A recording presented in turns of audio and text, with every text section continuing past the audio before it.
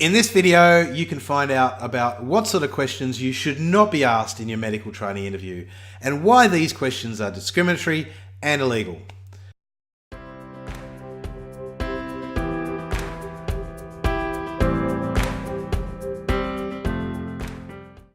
Hi, I'm Anthony. I'm the career doctor. I make YouTube videos for other doctors to help with career challenges like the job application process. If you're finding this content useful, I'd really like to encourage you to subscribe and turn on notifications. It will help you out and it helps me out too. So last year there was much discussion in Australia about the topic of discriminatory selection practices and illegal interview questions within medical training. And rightly so. So I felt we should make a video on this topic, as for most medical trainees who are applying for jobs for next year, we're actually about to enter into that interview phase of the process. So I'm actually going to do two videos on this topic in succession. In the first video, which is this video, we're going to talk about what sort of interview questions are illegal or discriminatory and why they are not supposed to be asked. In the second video, we will then talk about what you can do if you are in the unfortunate situation of being in an interview where an inappropriate question is asked. Now, I wanted to give a shout out to my colleague, Dr. Amandeep Hansra from Creative Careers in Medicine, who helped me put together some of the ideas for this video, and also put a shout out on social media for examples of inappropriate questions from doctors. Sadly, we were inundated with bunches of examples from other doctors of unfair and discriminatory questions that had happened to them, including recently. So I wanted to focus this first video on being a bit of a reminder to both panel members and candidates that there are certain questions that you really cannot ask in an interview. It probably doesn't need to be pointed out, but by far the majority of doctors we talked to who gave us examples of inappropriate interview questions were women. But it can happen to anyone. So here's an example that we've got from one of those doctors. It's from someone applying for basic physician training, and the interviewer asks her, "What else have you done besides have a baby?" As well as going on to ask whether she was planning on having another one, and informing her that no time off in basic training was allowed, and if she did have time off, she would have to start again. The women, thankfully, on the panel looked appalled. Apparently in the pre-application information night, the audience were told no breaks in basic physician training unless you get pregnant with twins or develop lymphoma. And another example. Yes, I've been asked if I plan to have kids in an interview. They tried to soften the blow by prefacing it with, "I'm not allowed to ask this, but." So what are the things they're not allowed to ask you when you attend your interview? What are these illegal interview questions? There are actually a number of areas that, according to Australian law, are out of bounds. The basic principle here is that questions should only be used to discriminate between candidates when they actually relate to the candidate's actual ability to perform the inherent tasks of the role, and shouldn't include other more personal circumstances. Asking other types of irrelevant questions at interview may disadvantage some people and therefore can lead to discrimination.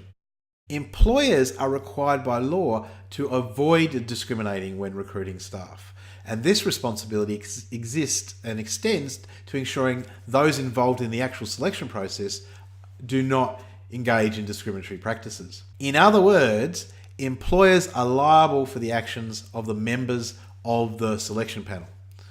So, according to the Australian Human Rights Commission, discrimination can be against the law in Australia if it's based on a number of things, including a person's age, a disability, a person's race, including colour, nationality, ethnic origin, or immigrant status, a person's sex, anything to do with pregnancy or a person's marital status or relationship status, family responsibilities, and of course breastfeeding, as well as sexual orientation, gender identity, and intersex status. So that means questions like, do you plan to have children and do you really think you can complete training at your age, are clearly not permitted and are basically illegal interview questions.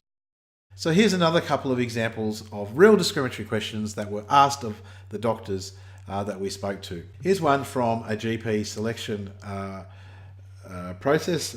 She was applying for a registrar GP role in a rural town, and the interviewer asked, "Are you single?" She was.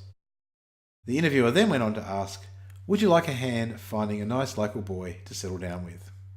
She politely declined. Another person interviewing for GP training.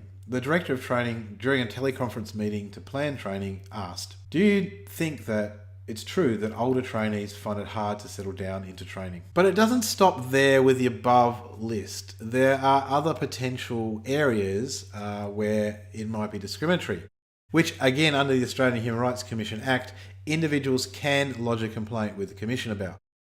So these concern discrimination in employment for reasons which include things like your religion, your political opinion, your national extraction, your nationality, your social origin, your medical record or history, your trade union activity, and even a criminal record. So there are clear examples of questions which should not be asked. But what about the grey areas? And there are always grey areas when humans are involved. Blatantly discriminatory questions can still be asked at a medical trainee interview, but often the formal questions have been vetted by someone who does know better. So it's often around the margins of the process that problems can occur. Whether this be the small talk at the start or end of the interview, or perhaps a supplementary question posed in addition to a formal question. In some situations, I'm quite sure it's a case of the interviewer not knowing any better, but some do know better and have also wised up and invented new and creative ways of finding out personal information about you. As I say, the pre-interview small talk can be an area of danger. Some panels like to make candidates feel comfortable by kicking off with a bit of banter prior to the first actual question, but this can often stray into the "tell us a bit about yourself" question, which can then lead into more personal topics such as "what does your partner do?" and of course a range of questions about children. For example, this is a trainee applying for an obstetrics and gynecology position, and the interviewer asked, "Where are you from?" "Me? I grew up in Western Australia." "No. What's your background?" "Me? My genetics. It's a bit of a mess, but I'm a combination of a range of things. I guess I'm a world citizen with Australian citizenship." The interviewer showed an unimpressed frown. This was as said at an interview for ONG training, which the trainee eventually turned down the offer for. So as I say, in the formal part of the interview, someone experienced will normally have vetted the set questions, but there are certain questions that can still be used to fish for information or a chance to ask a follow-up question of individual candidates. One question I hate particularly for this reason, and for a bunch of other reasons, is how will you cope with the stress of this position?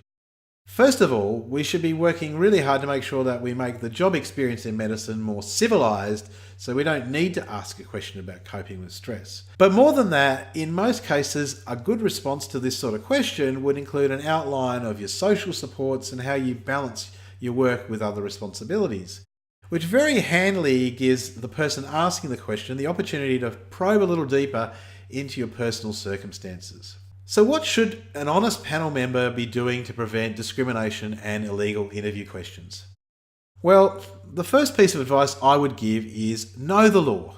Know what is a discriminatory and illegal question. Know what you can ask and what you shouldn't be asking and why. Most employers will offer training in recruitment and selection, and it's wise to attend this as they will generally cover in depth things like equal employment opportunity and discriminatory practices.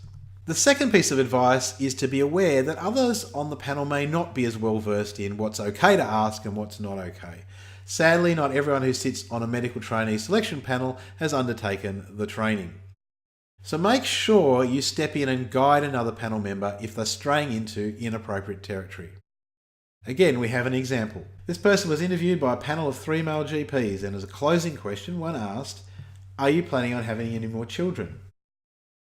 Thankfully, he was shut down by the other two people on the panel before the candidate had a chance to answer. So panel members should step in to prevent illegal interview questions. So many of the anecdotes we heard from other doctors were about panel members seeming uncomfortable but choosing not to take action. Candidates are looking to know if it is just a situation of an isolated dickhead on the panel or a more systemic cultural problem with the whole program.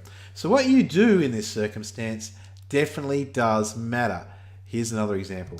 At my first consultant interview, one of the consultants was a good female friend. She deliberately asked me about partners and pregnancy to see if that was challenged by the rest of the panel, because it had happened to her before at the same interview a few years prior. And she'd called them on it. So I quoted all the reasons why it was none of the panel's business, and they all blustered an apology. They had a good laugh afterwards over a cup of coffee, and it didn't happen to any female consultants again. So that concludes the video about what sort of questions are illegal and why. In the next video, I will discuss what you can do about an inappropriate question if you are in the unfortunate circumstance of being asked one. Thanks for watching.